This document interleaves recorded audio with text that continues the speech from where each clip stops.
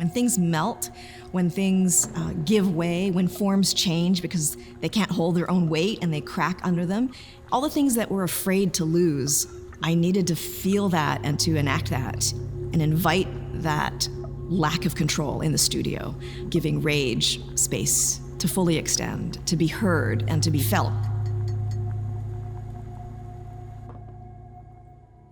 I'm Linda Rotua Sormin, and this is my exhibition, Uncertain Ground, at the Gardner Museum. This project started in my imagination, probably many years ago, making work that was kind of wandering off the table and finding its way into the crevices of the studio floor, picking up bits from things that had fallen down and kind of rolling them into ceramic material.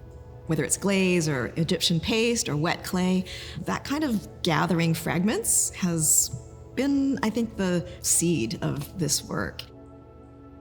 For me, art is a way of gathering knowledge, reaching upward or looking up at something or understanding what the underbelly of ceramics is because we're below it.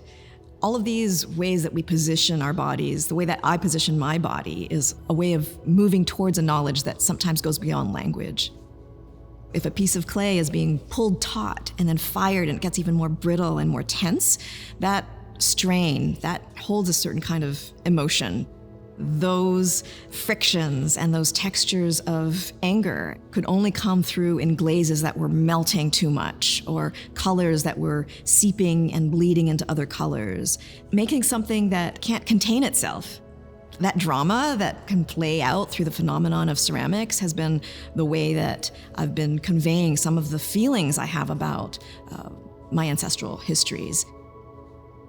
My great-great-grandfather was a Batak shaman pushing back against the Dutch colonial rule. He refused to convert, and the missionaries cut his hair. That severing of identity, of power, ended his connection with that kind of spiritual leadership. And that, I think, has been a strong image in the work, the idea of severing and the sense of being part, belonging to a family, but also feeling a little bit distant from the people who are closest to us.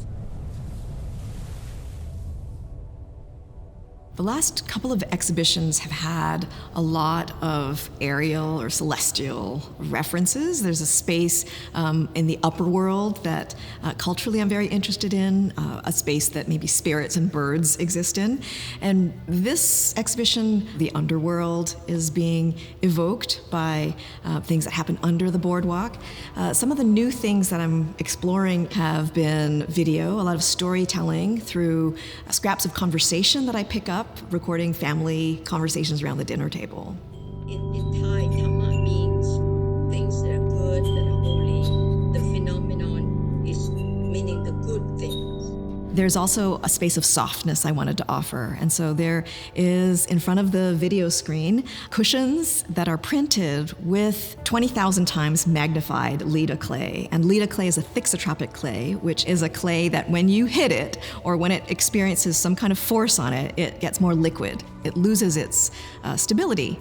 And so that sense of literal uncertain ground is something that I wanted to bring into the exhibition, but also it's always been this exciting material behavior for me to experience in ceramics.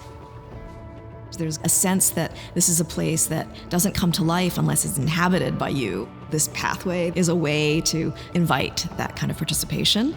I want there to be this invitation for my family members and for people in the community to feel more at ease in a space that is telling stories that hopefully will resonate with them.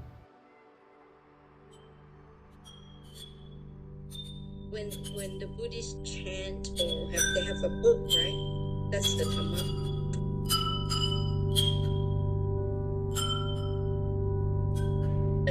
No, it's not the book itself, but the concept of this collection of good things in the book is the Dhamma. Is it like the teachings or the doctrines? No. It can be, yeah. Okay. Yeah.